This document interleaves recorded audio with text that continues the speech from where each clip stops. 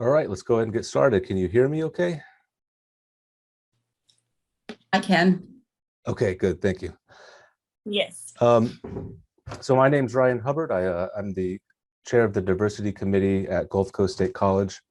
And I'm really happy to see a good turnout here for this panel on human trafficking in the Panhandle and in Bay County.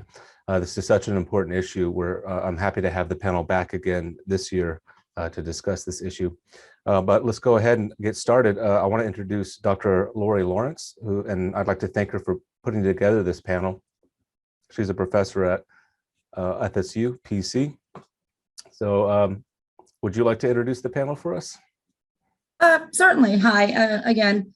I am a professor just right across the street, for those of you that are at Gulf Coast, but I'm also serve on the board for the Human Trafficking Task Force for the 14th Circuit, as well as the members on the panel today. So in no specific order, I'm going by how I see them on my screen. We have here Cherie Krim. She also serves on the board, and she works with the LGBTQ Center for Bay County. Brent Patrick is the COO, I always want to say CEO, COO of Gulf Coast Children's Advocacy Center. Kendra Garcia is both a victim advocate or victim survivor or survivor advocate. I always have that wrong. I'm so sorry, Kendra. You're okay. She works with Lavished Ministries and also is on the board for the task force. And I know I saw her on here, Amy Burnett. Is she still with us? I'm sure she's in this somewhere, but she's with the Bay County. There she is, Amy. She also serves on the board, and she is with the Bay County Sheriff's Office. So that is the panel that we have for you today.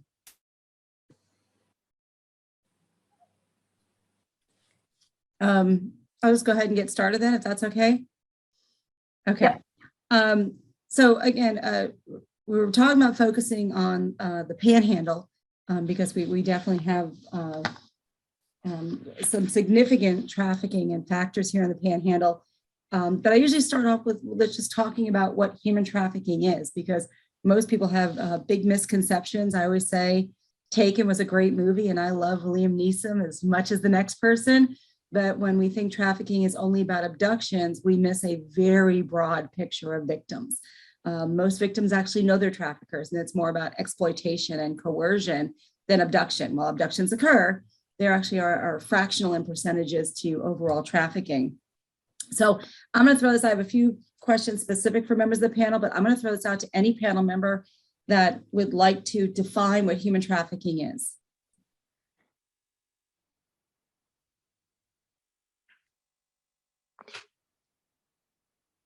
Hey, Laurie, it's Amy Burnett. Hi. Would you like the statutorial definition or just the definition in general? So I would just say just like the layman's definition in general. So human trafficking, there's adult sex trafficking, child sex trafficking, and immigration trafficking. And pretty much human trafficking is where you either transport, solicit, recruit, harbor. You pretty much use people, whether it's in a sexual manner or to get some kind of monetary gains, and they don't have the ability to kind of make this own decision for themselves, and you exploit them. That's kind of the layman's terms. I mean, I can also give a statutorial definition too if we need it, but it's most of the time in most of the cases that we as law enforcement see, like you said earlier, it's not by force. They form intimate partner relationships, or there's a domestic aspect of it, like grandparents pimping out their children or grandchildren. You see boyfriends pimping out their girlfriends. You see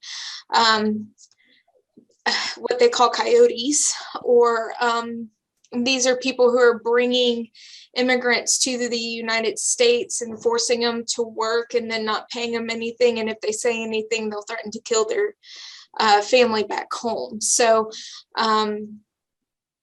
I mean, human trafficking is very diverse and it can mean a lot of things, but pretty much when you're taking advantage of somebody and you're using them for monetary gains, that's human trafficking.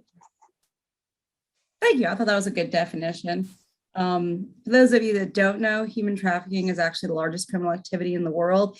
It kind of goes hand in hand with drug trafficking because one complements the other, unfortunately. But there are approximately 27 million people trafficked in the world. And yes, a lot of them not only in the US, right here in the Panhandle, and it's over a $150 billion industry. And part of that reason why is because people are a renewable resource. As sad as that sounds to say, if I sell you a drug, I have to go back and get more product to sell you. I can sell you a human being and capitalize on that over and over and over again. And a little bit, I have some questions to help distinguish the difference between sex trafficking, which is the one that everybody goes to, and labor trafficking, which we also have, here in the United States. But I'm actually going to, this next part is just going to be, who are the victims of human trafficking? And Kendra, who is a survivor, I'm just going to ask you the question, what might make someone vulnerable to sex trafficking? In my personal experience, I was vulnerable because I was kind of on the outskirts of my family at the time, even though I grew up in a very good home. I had excellent parents. I grew up in, a non-poverty by all means. I grew up in, modern day house, everything like that. But because I was angry with them and I removed myself from the situation from living under their roof, I became vulnerable because I didn't have that covering of my family. So the guy who exploited me and trafficked me, he groomed me for a long time and got to know me. He became my friend. He became, all these things that I was lacking and needing, a father figure, a friend figure, a boyfriend figure. He provided my needs for me and he made me feel good and great. So I don't think anybody is really, not a target. It's the ones who have a need in their life, and that can look different by individuals. And that's what they go for. They fill that need that person needs during that time. And then they bring them in and then obviously traffic them. Right. And that's the misconception that so many people have, right?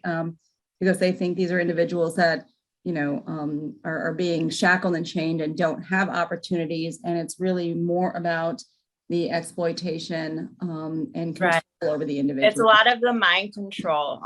I was not at the time, I wasn't necessarily forced in the sense of had a gun to my head, but I've had the heavy expectation to do it because, well, look at all I've done for you. You owe me. I've been housing you. I've been clothing you. I've been feeding you. You need to do this. So I felt obligated to do it, even though there was not a gun to my head or I was, getting beaten to death. But I did feel the obligation to do it out of, oh crap, like he did all this for me. I have to pay him back. What's going to happen if I don't? Right. And we've talked about that, there's so many different types of pimps and may I distinguish, a pimp does not have to be a male. Okay. A female can pimp just as easily as a male can pimp. But we tend to see two factors. There's either the Romeo, which is kind of what Kendra described, where they're very grooming and attentive. And then we have the gorilla. And that's what you tend to see in the movies, that very abusive type of control. And they can go back and forth, between those factors a little bit. So then my next question, sort of mirroring off of this, is, and it's the same question I asked it first of Brent and then later of Cherie. What specific needs of victims who are minors, whether they be male or female, what are those specific needs? Or the other is going to be then, or individuals that identify with the LGBT community, what are those specific needs? I'll go with you first, Brent. Oh, okay. So I think it's just an interesting perspective to lay out there that the Gulf Coast Children's Advocacy Center is also the adult rape crisis. That's the certified rape crisis center for our 14th circuit. So we service victims of human trafficking regardless of their age, from born, from 0 to I think our oldest client we currently have is in their mid 80s right now. So, I think there's this misconception that also lays out there that it has to be this one specific type of person.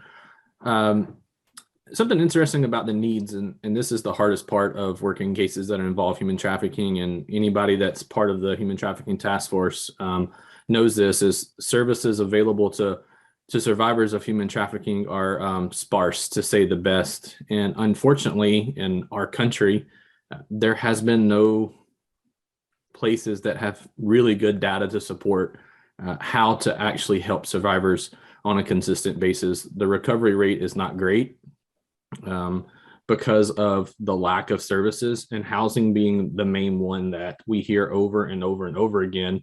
And that's not just related to human trafficking, it's related to almost every type of crime that there possibly could be, regardless of what category they may fall in, or minority or socioeconomic impact that they may have in their life. Housing becomes a huge barrier for us as an agency to help people. We have the funds to help them. It's not that, it's the where do I send them? And unfortunately, our agency has sent people to places that we thought were of best intentions, and they weren't of best intentions.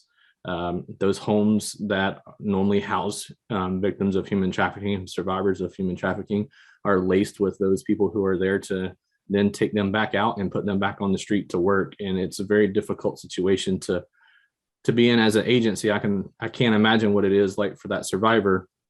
So as an agency administrator like myself, it takes a lot of research for us to feel comfortable sending somebody to a place like that, because for one, we have to be responsible to our funders to say that we're sending them to places that are legitimate, and then to be able to prove that they are in fact actually doing something to help that survivor beyond what they're, just a house to sleep in, just somewhere to lay their head at night. Therapy is probably one of the most important parts of that. And there are just not a lot of providers out there that provide trauma sensitive therapy that is specific in modalities for severe acute trauma. Specifically when you're talking about younger children and how you do that. With older children, there's some other modalities that we can use. EMDR is one of those that a lot of people know about. So it is difficult.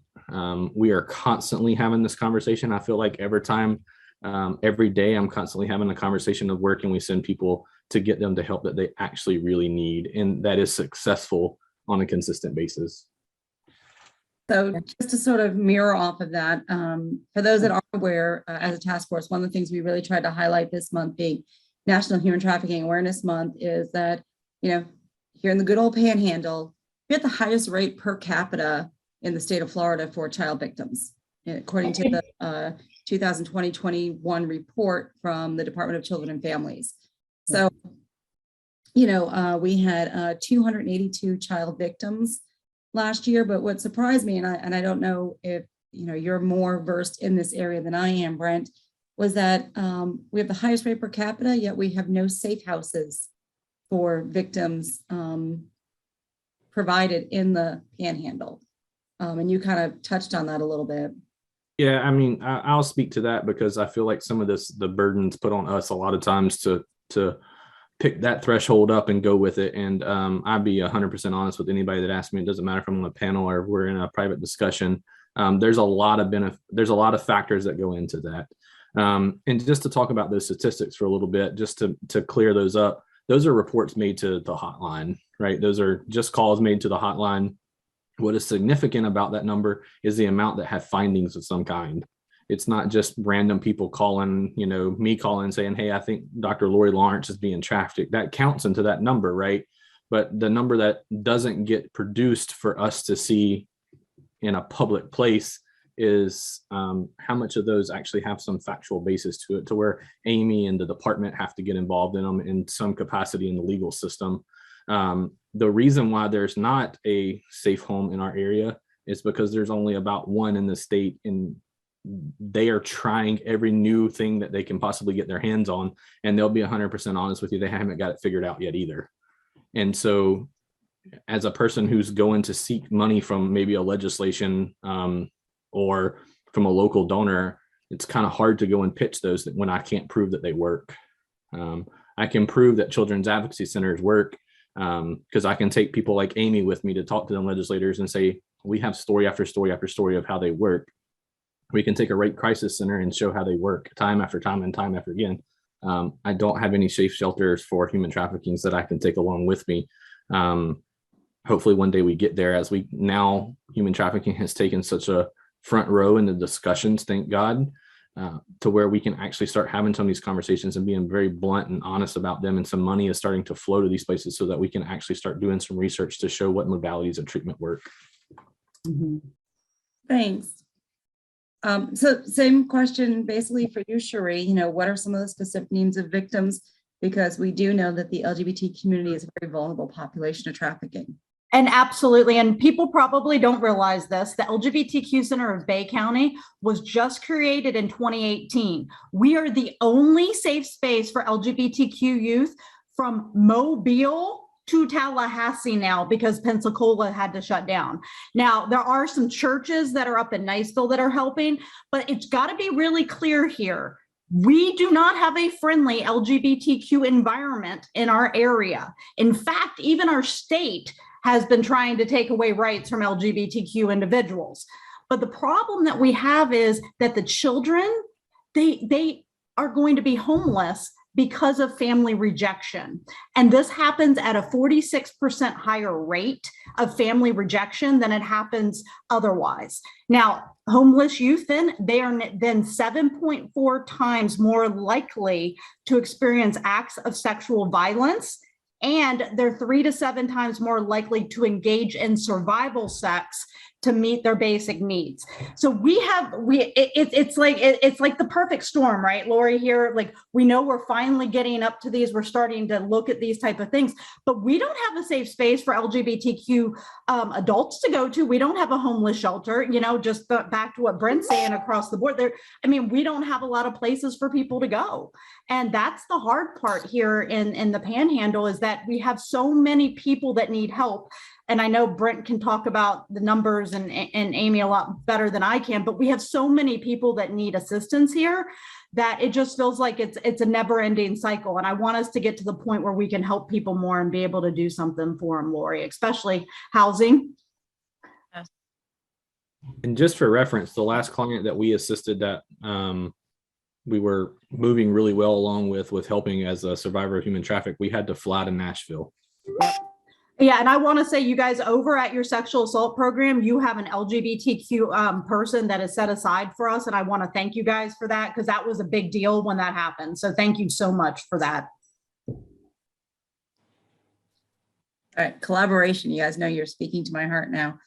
So I was going to ask a specific person, but I'm going to open this up to whoever would like to, interject. So what are some red flag indicators that someone may be a victim of human trafficking?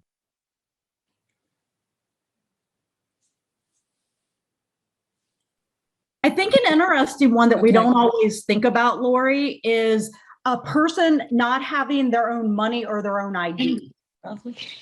Right? Because I think about that one, and this one, it actually made me think about all of the people that we have out, all of the businesses we have here that probably see those type of things. But, anything where they cannot, or they're not allowed to talk to you. That's a fun one too. I've seen that happen. Where, they're not allowed to even talk to a person in the store because they're being controlled that way. And Kendra's like, a lot of withdrawn isolation, change in behavior. That correlates with abuse as well, not always just human trafficking, but usually if a man's always with them or nearby watching over, that's a huge red sign.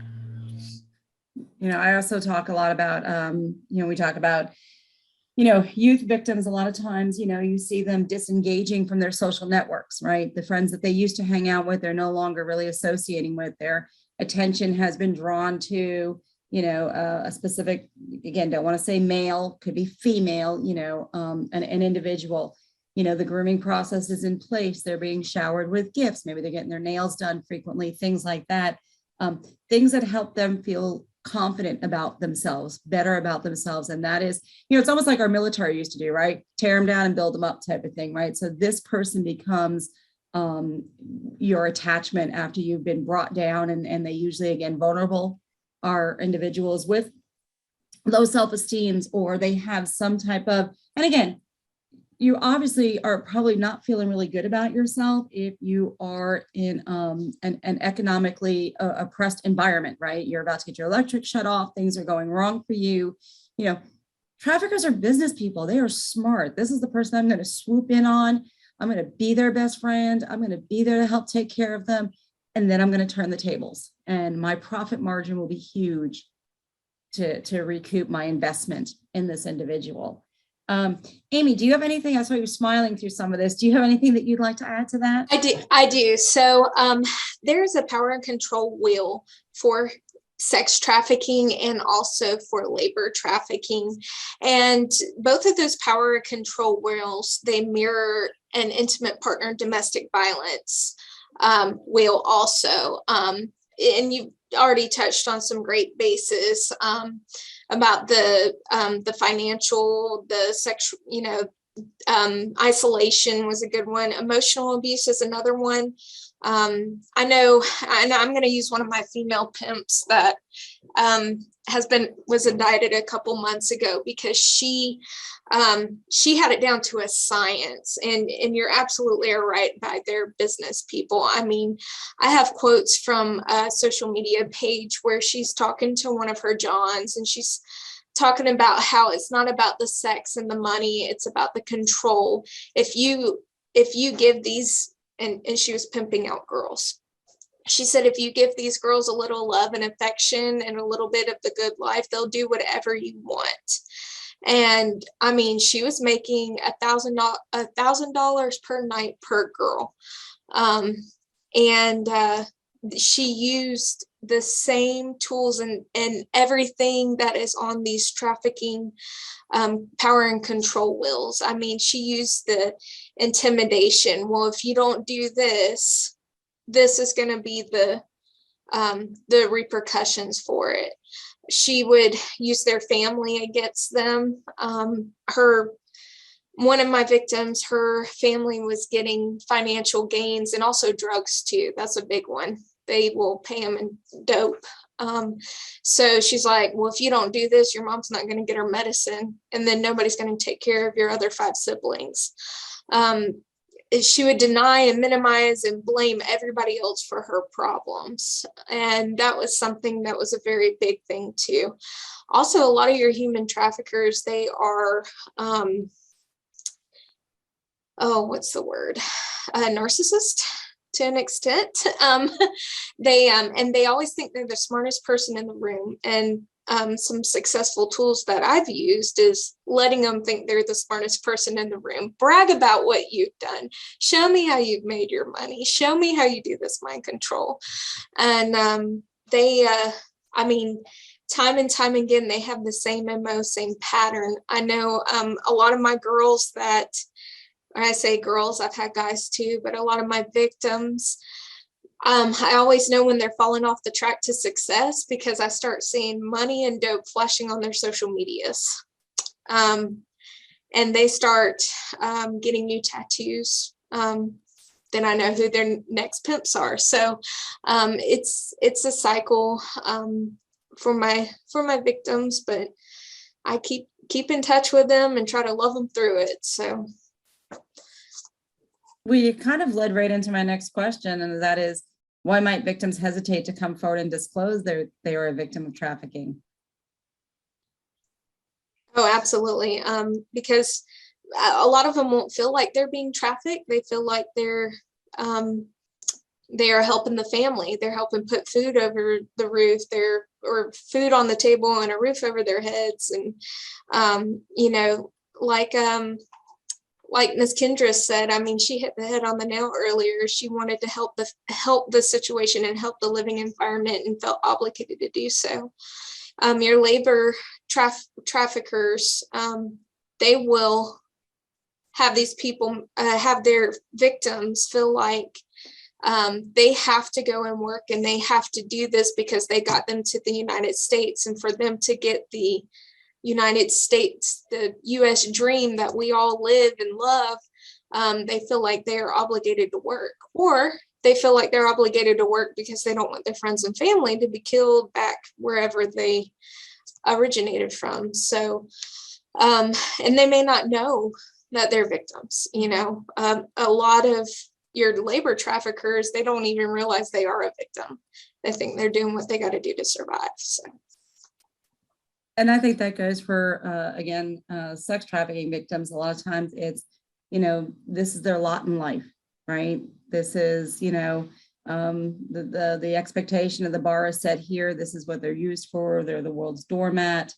And on the flip side, then they are, correct me if I'm wrong, Kendra, but sort of complimented that, hey, you're good at this, right? And so when you've never been good at anything your whole life and somebody tells you you're good at something, once again, that's that mind play and exploitation over the victim.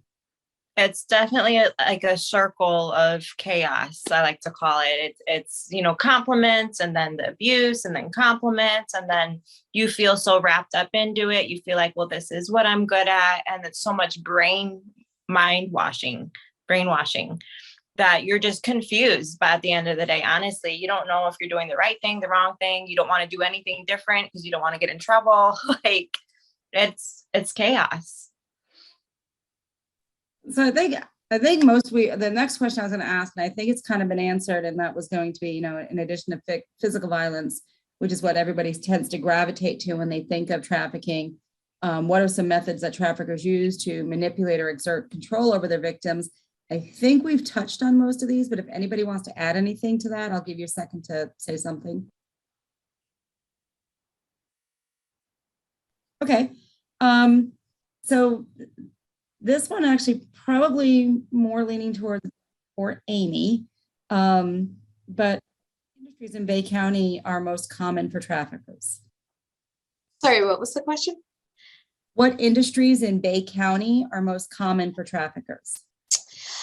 You see a lot in your sex industries.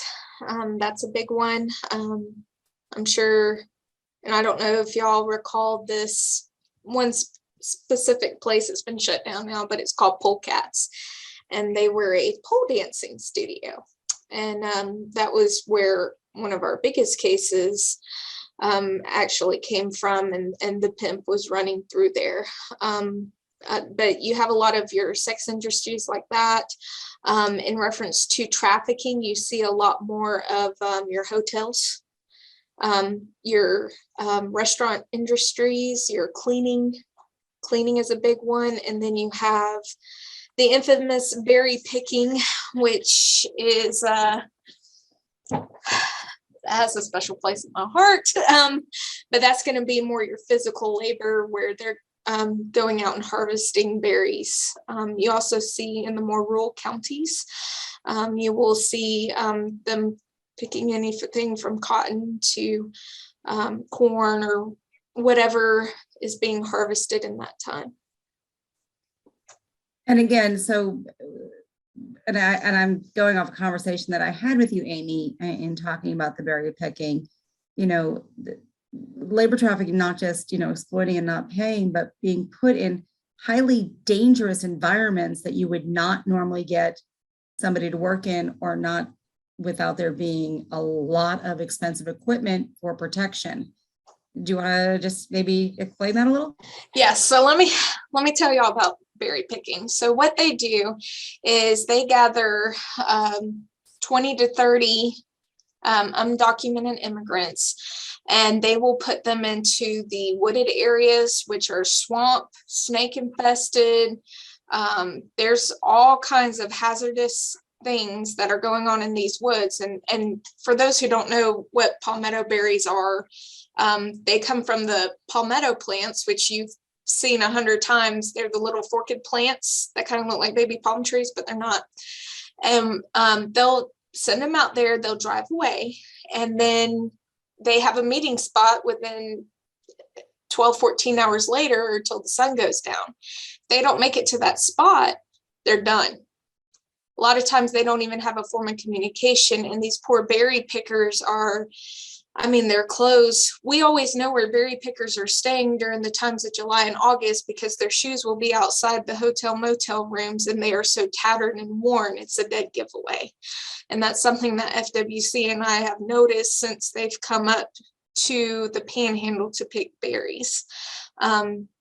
the reason berry picking has went up here in Bay County is since Hurricane Michael, a lot of the palmetto berry trees have taken over where all the trees have fallen since Hurricane Michael. So you have a lot of these trees or bushes that have popped up in our wooded areas. And so now they're coming up here to pick the berries. I know every year we find bones, skeletal remains, and we're not sure who to identify. And we actually have a case right now where that's going on, but in years past, we've had them to where they're undocumented citizens, and it's taken us so long to identify who these skeletal remains are because nobody knows, and they're just left out there in the woods to die. Another thing too is, they'll get snake bit or hurt or something like that, and nobody knows. So that's one of the biggest things with berry picking is, and I've also seen 14, 15-year-olds, they come over here with the intent that they're going to go to school and get educated and live the American dream. And then they're out there picking berries and not even knowing where they are. So there's a lot with berry picking. Okay. So of course I want to be able to leave time for questions. So once again, I'm going to leave this as an open question, whoever wants to answer. And we know we get it all the time. Individuals that are sitting here listening today, what can they do to help assist in raising awareness of human trafficking? So I actually put in the chat, Laurie, the Polaris Project a web address, but something that every one of us can do like right now. What is the human trafficking hotline phone number? Does anybody know? I know it by the top. If you don't have it programmed in your phone, do that ASAP. Does anybody know what the number is? Who wants to say other than me? Will you want me to say it? Yeah. 888-3737, 888, right? Right. It's a super easy number, but program it in your phone. Or there's a local hotline. It's 1-866-218-4738. That rings to local people in our area 24 hours a day, 7 days a week.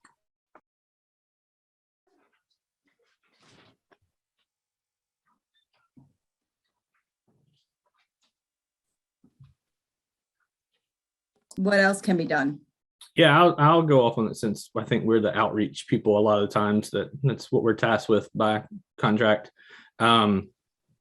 Is people we try to do a lot of education for people. I mean, college kids, law enforcement. Obviously, we do what I think is quite a large amount of that. But we're trying to get into just regular people who are in normal workforces that aren't in social services or in education, public service of some kind, to talk to them to where.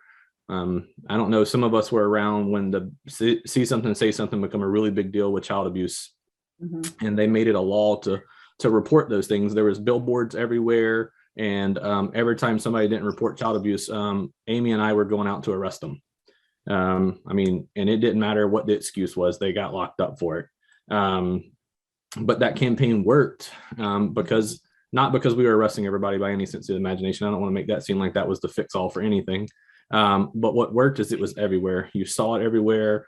There were posters up, there were billboards up. So our agency has kind of taken some of that place here locally to try to do that. And I don't know if you see the billboards up, that our agency puts up for human trafficking specifically. We wrote some specific grants to get monies to fly those billboards specifically for human trafficking. And luckily, I think we're able to do that this coming year with television and radio ads for the first time ever. That has been a 10-year process, and specifically the last 5 years, my boss, Laurie Allen, has been working directly with the Attorney General's office to get that money opened up to where we can do that in television and radio.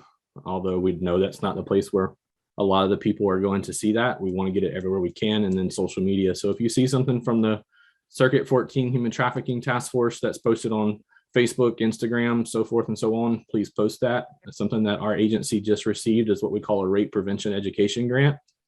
And there's going to be a small aspect of human trafficking related to that. And the whole idea behind that grant and contract to our agency is to do social media, specifically to help and identify those victims. So as those are other ways. If you see those in your own Twitter and Instagram and all those kind of things, share them, because every time you share them, it gets sent to other people that I don't have access to, because your people don't follow me on Instagram, I promise. I actually want to just say something real quick. I'm reading some of the chats on the side and I'm going to open it up for questions. But before something goes too far, I saw Hope put up that she has seen berry pickers in her area. And I'm going to have Amy piggyback in on me on this, but I want to say, I get it, right? That's that shocking feeling like something's happening in front of me. The whole point of see something, say something would be to, if you have a suspicion, to call one of the hotlines or to reach out to law enforcement.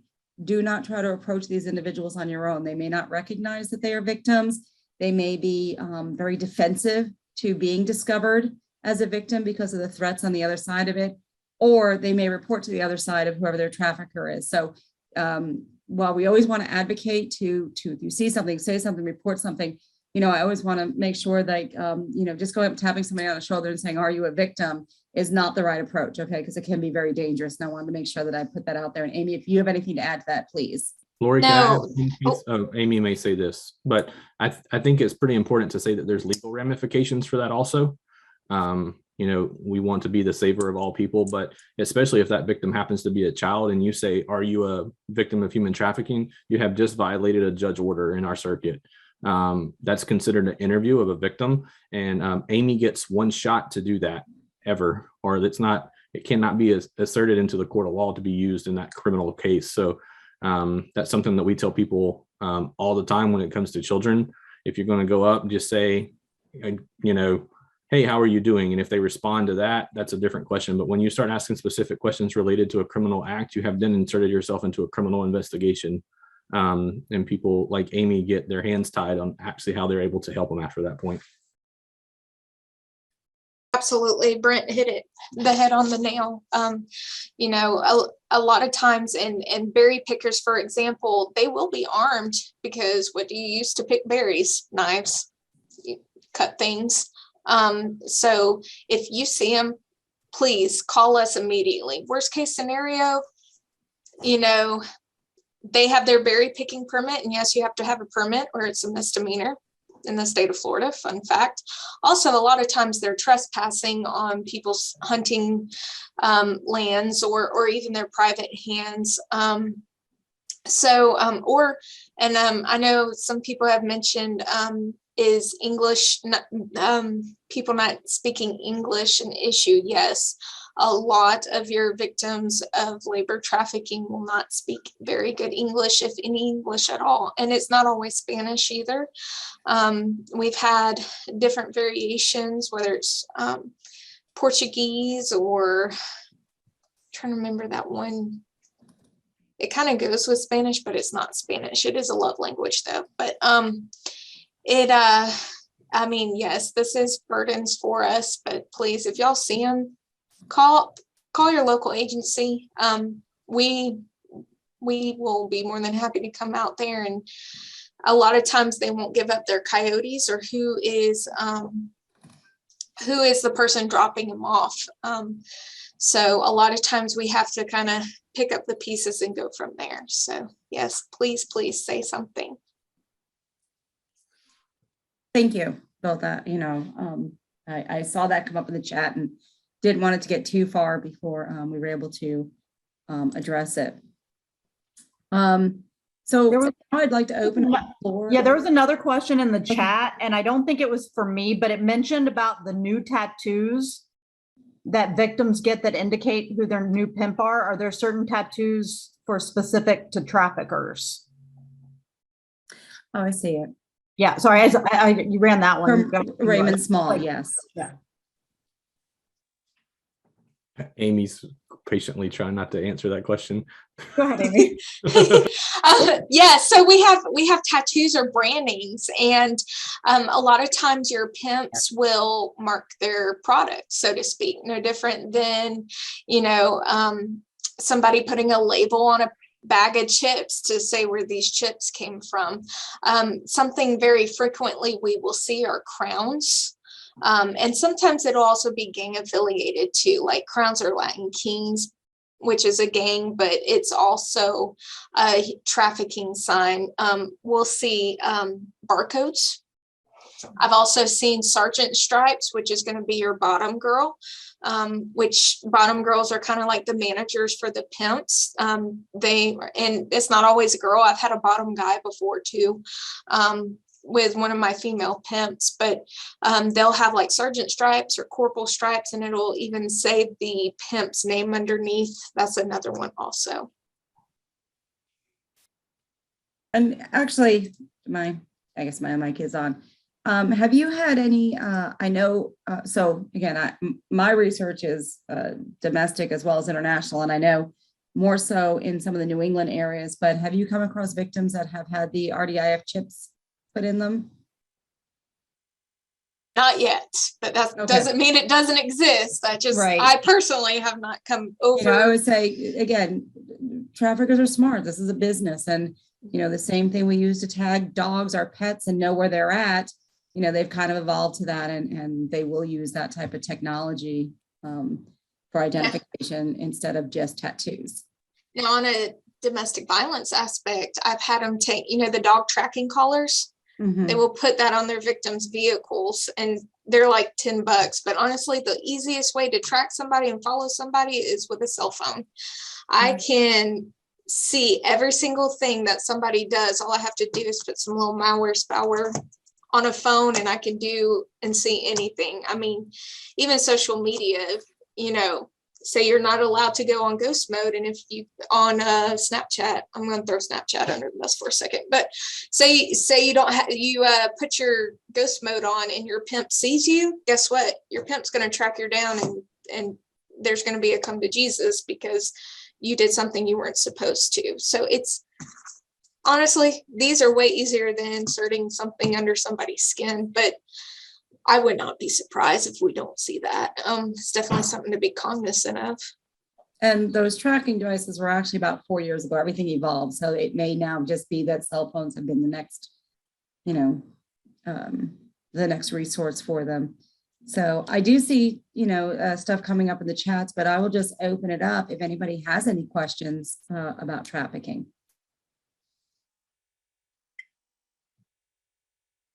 And that'd be whether it be sex trafficking or labor trafficking.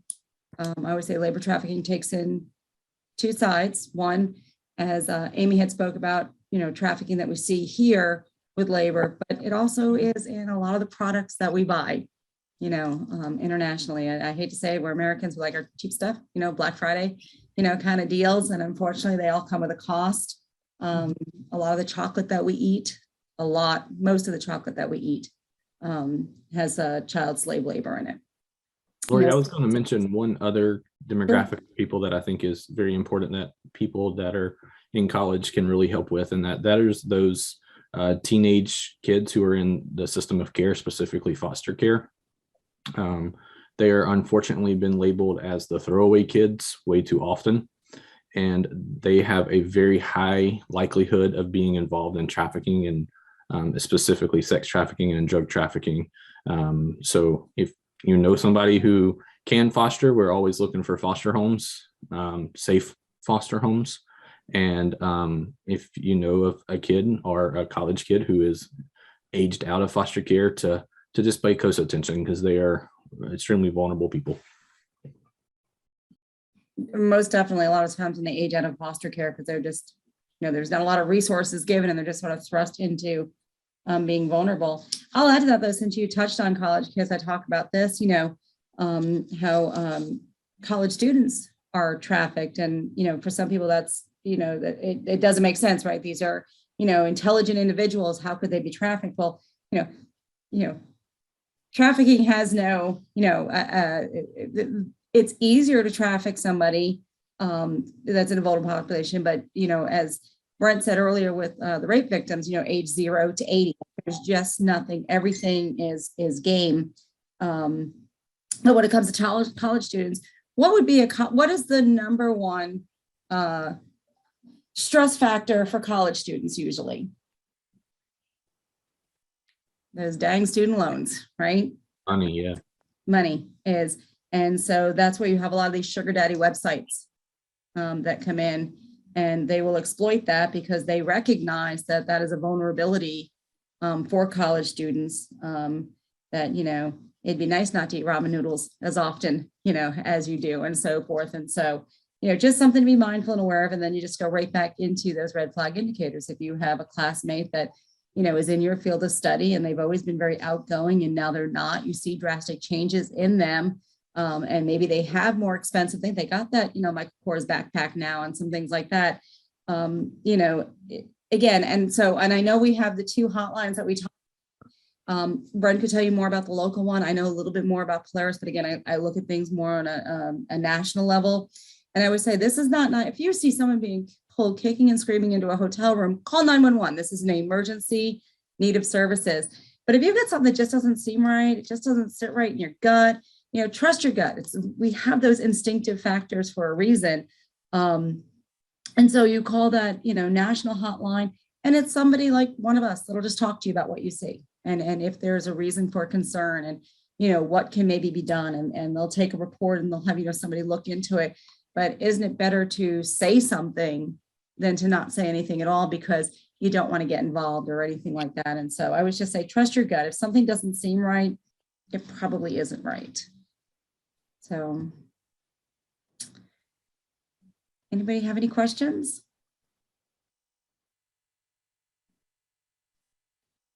It's a quiet group, Laurie. It is a quiet group, although we have 35 of us here, so we should That's awesome. Some additional questions. Does anybody have any concerns? Anything that you've maybe saw in the past? I know we had the one on the side here, Hope talk about the berry pickers, but has anybody else had anything of concern to them? The J1 visas, the visa. So I remember when we had our first event and we were doing everything, we actually had a speaker that came in to talk about the J1 visas and how even employers here will keep their passport or keep something and not let them be able to get paid. I mean, there's just so many different things along those lines too. Amy, I don't know if it's something specific that you can speak to with that. I can tell you that's one of the biggest things with labor trafficking is they don't have access to their passports or documentation. We see, and I'm going to pick on the beach for a little bit with labor trafficking, but it's going to be, you know, your Jamaicans. I've seen that a lot. One big way we see the labor trafficking in reference to this is we see it through credit card fraud. Believe it or not. So they'll gain these credit card frauds and start ordering stuff online because they have no money because they're traffickers taking all their money and they don't have any means to go buy something because they don't have any ID so they can go buy something. So they'll steal people's credit cards and go through that way. So yeah, we definitely see that with the Jamaican community on the beach, also the Russians too. And we've had, I'm sure y'all saw it on the news, but we've had massage parlors with the happy endings, so to speak. That's also labor trafficking too, because a lot of them are from China or the Philippines. So yes, we see that quite a bit.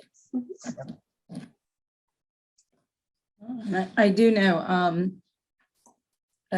So you've done work with the massage parlors. I know Kendra through Lavished, you know, has made a lot of connections with the massage parlors. For those of you that don't know, Lavished is an organization that works with not just trafficking, but the sex work industry as a whole, as a resource, right? As just a positive resource, an opportunity for individuals to. So again, if I'm not being trafficked, but there's that potential of exploitation, you know, Lavish kind of comes in and becomes that crux for them so that they don't have to go to a trafficker. And if Kendra, if you want to say anything more, I don't want to take away from, you know. No, that's basically what we do. We're a resource center and we hope to be more in the future, hope to have a house and do all the things. But yeah, we just build relationships with the women to let them know that, you know, if you're doing it, it's fine and we love you. But if you want out, or if you are in a situation, we're here for you. Mhm. Laurie, I was going to talk about TVAP for just a second, since that was something that was kind of, I don't know if anybody's ever heard of TVAP before, but it's just now something new. It's federally funded because state and local contracts will not pay for services to those individuals who are not residents of the state or have any kind of verification. So undocumented individuals would not be unfortunately can't be served with a lot of those funds. So the Trafficking Victim Assistance Program, which is TVAP, they're housed out of Pensacola, but they are just the referral source for those folks. So if anybody thinks that they were trafficked to get to the United States, they can receive services, and it's actually quite a large sum of money that they're able to receive services up to. Unfortunately, service providers are our biggest problem. And right now, I think the sexual assault program here locally is the only service provider from somewhere close to Shreveport, Louisiana, all the way to I think Jacksonville is the last place they asked us to go. And almost all of those are Spanish speaking only. So my sexual assault staff person that is a Spanish speaker is really overran with cases that are coming in related to cases through this federal funding of TVAP. So we've actually been having to turn down quite a few because driving to the one before that was in Biloxi that they needed help. So the problem is qualified people to do the work is going to be a big problem. It takes hundreds of hours of training to get the qualifications that they want. I guess I didn't realize it was all the way to Shreveport. I didn't take that in. Wow. Yeah, Okay. they constantly called us and asked us to go New Orleans, Biloxi, you name it. We have a case right now in Mobile. We've got one in Dothan that they're working with right now. I mean, it's everywhere. Well, I thought it was a great program when it came forward. I just didn't realize that the resources were as minimal. Yeah, TVAP is just a flow through entity of money. That's all they do. Right. They don't actually do the actual services. They look for service providers. And unfortunately, a lot of people are not willing to take it up because it's federally restricted dollars. As some of you, that deal with those things understand how hard it is to spend federal dollars correctly. So, thank you for sharing that. That actually is insightful. We're almost out of time, but I saw two questions come up. Well, one was a statement, and so I just want to reflect on that from Raymond. And you are correct, right? There's lots of scams out there. On the flip side of it, coming this way, and someone knows the name. There is through a church group, sort of a safe house, but similar to how we do, study abroads and internships and so forth. Students were encouraged to come here. They would learn about tourism and the hospitality industry and the beautiful beaches and so forth. And then they get here, and there's one particular case that always comes to mind. It was the industry was hospitality based. And when the student got here, was informed that they had to live with the owner of the industry. They had to share a bed with the owner of the industry, and was very vulnerable to that and didn't have much of an escape. And does anybody remember the name of the organization that has beds for the international students?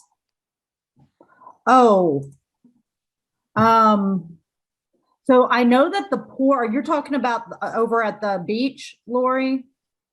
Yeah, if I think of it, I'll throw it up in the chat. I don't remember, but I do want to get to then the question that Christina asked is, can you talk more on not being able to get trauma therapy for survivors?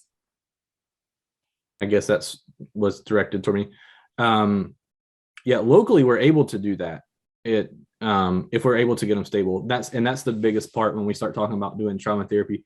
Trauma therapy is not what you think of when you think of your normal therapy. It's not go sit on a couch and talk about our feelings type of therapy. Trauma therapy is shortened duration.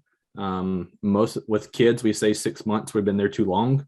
Trauma focused cognitive behavioral therapy is a short term specific to trauma only. It doesn't deal with any of those other disorders that may come along with trauma, whether it be bipolar or schizophrenic or any of those other types of things. We're only specifically dealing with the trauma. The problem is to do that therapy correctly and with some, I don't know how the best way to say that, to do it the best that it can possibly be done, and to be done ethically. Let's just say that to be done ethically, people have to be stable. Even children, if we're doing trauma therapy with children and they don't have a stable place to live, it's not beneficial to do it. It actually can be more harmful to do that in children and adults if they're not in a place to where they're able to have it done.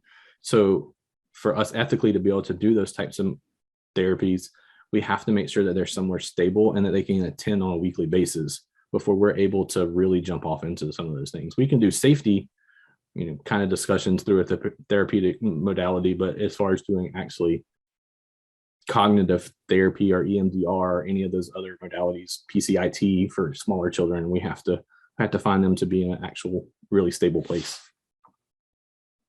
Thanks, Brent. I think we're out of time. I saw Katie put a post up. First, thank you for your service. I see you're stationed in Italy and you pretty much hit the nail on the head. And that is exactly what exploitation is all about.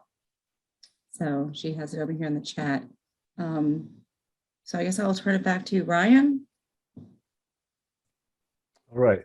Yeah, thanks so much, Laurie, for organizing the panel. And also thank you very much for the panelists for taking the time to be here today, and also for doing what you do. And thank you for everyone who came. We had a good turnout, around 35 people. So that was really good to see.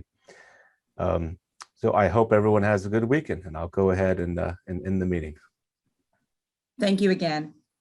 Thank you. Thanks. Bye.